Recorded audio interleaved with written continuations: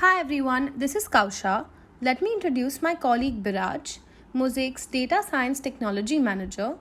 His experience with working in Mosaic has been for about 1.5 years. Today, he will be sharing his knowledge and expertise on the broad field of data science. Hope you gain some insights and enjoy this podcast. Before we begin, let me tell you a little about Mosaic Analytics. Mosaic Analytics is a data, risk, and analytics firm that offers product based solutions in addition to our value add consulting services, enabling our clients to respond to and capitalize from risk events. So let's begin. Biraj, why has the importance of data increased magnanimously the past few years? And what are the different types of data? First of all, thank you so much for inviting me for the podcast. Now, to talk about data, right? Data was always important. Even during olden days, people used to store the data into a pen and paper format, right? Even so to say, documented land property was there, right? Just to have a proof that it belongs to someone, right? But as the time went on, in past few decades or a century, you would say the structured data has reduced and unstructured data has increased. Structured data is something which you can access or understand through your visible eyes just by looking at it. But unstructured form and the amount of data has increased so much that let's say you have 1,000 text messages with you, just to understand by looking at it is difficult. Yeah, that's when we say the amount of data is increased to an enormous amount. But as the data has increased, we have also understood that the importance of data or to interpret from the data and find a meaningful insights from it has also increased. Okay, so the data talks about what has happened or what might happen. That's why the data is so much important in today's world. Right, all right. In addition, can you tell us more about the field of data science and how has it changed over time? Now that I know my data is so much important to me and I have to find some meaningful insights from it, it's not easy to use some sort of a calculation because the data is so much in unstructured in nature and the amount of data is so much huge. It's in huge amount of gigabytes, right? So now to handle those, I need to have a proper mechanism, right? So there came the role of a data science, okay, where we use huge amount of computational power and mathematical algorithms to find out insights from your data set, right? During those times in 19th century, people do used to do some analysis. Of course, data science was not in hand that period of time, but people used to do statistical analysis over those set of data. But those data sets were more of a structured data set, so they could predict it. But now the data is so much in unstructured in nature that even through a visible eyes, you won't be able to figure out what the data is talking about. So to convert that poor data set into a rich data set, your transition from statistics or mathematical models has transformed into your data science, where we use computational power along with mathematical and statistical algorithm to find out meaningful insights from the data. So statistics is still a part of a data science, okay, but along with that we have evolved over the algorithm to handle the unstructured data, so it's getting used in day-to-day life now. Right. Moving on. In your opinion, is data science a good career option and what are the requirements to get into the field? Yes, of course, data science is a very good field to choose as a career option because if the demand of data science is increasing day by day, okay, there's abundant of positions in it which needs to be filled, and it's highly paid, of course, and highly prestigious, of course, because the experience you get in this field is very diverse.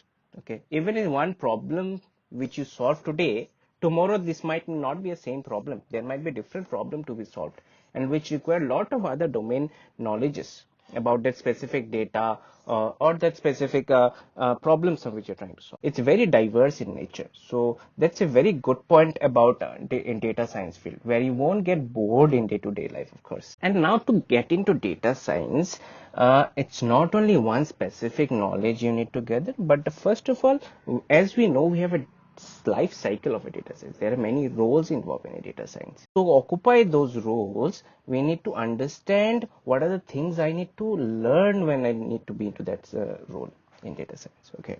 So data science is about mathematics, computer science, statistical research, data pre-processing, domain expertise. All of this comes into existence to be into data science space. There are multiple different domains which are required But that, of course, a person cannot be expert in all the domains whichever they are, right, which is required for data science space. So now you need to understand which role I want to opt for. Depending on that, what are the things I need to learn? Let's say you want to be a data engineer in data science space. So now you may not need to learn so much of statistical models and stuff, but you need to be very good in handling the data, pre-processing the data, cleansing the data, and making it in an automated form, okay, to put up to the data science team or a data scientist. So there are different roles, and according to those roles, you need to understand what I need to learn to be into that specific role. So, Biraj, is there a difference between data science and machine learning? Oh, okay. That's a very good question. So specifically, ML engineers are the one which deals with machine learning. Okay.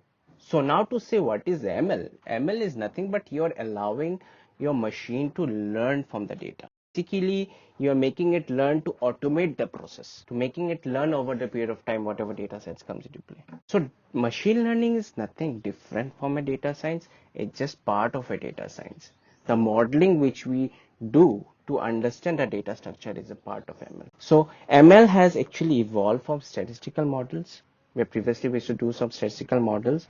Now to understand or find meaningful insight from an unstructured data, ML has come into existence. ML algorithm had come into existence. How important is it for businesses to adapt to artificial intelligence and machine learning? Of course, AI has a very important role in our business now. It's not only business but also to our humankind. It's actually automating your all kinds of process, whatever you are trying to do, right? It's making our life much more easier now. Okay. So AI aims to make a smart computer system which plays an important role just like in human to solve your complex problems, right? We have reduced the number of human power. We have more of using our computational power. So uses and flexibility of it has increased, and as well as the learning capability has increased now. The AI are not only making it automated, but they're making a smart moves for whatever queries you are trying to put up. Yeah. And ML is just nothing but a subset of an AI. So now that you have to make some process automated, just like an human would do, human would answer your question, right? So for that you need to understand or make understand your system, right? For that we have ML. ML makes a model which teaches your system, okay, you have to do this task when somebody pins or put an input of that particular question. Yeah, that's where AI and ML are very much involved with each other, and ML is nothing but a subset of an AI. How does Mosaic Analytics incorporate artificial intelligence and machine learning in their business operations? So I'm happy to say that Mosaic as a organization have from the beginning itself used AI.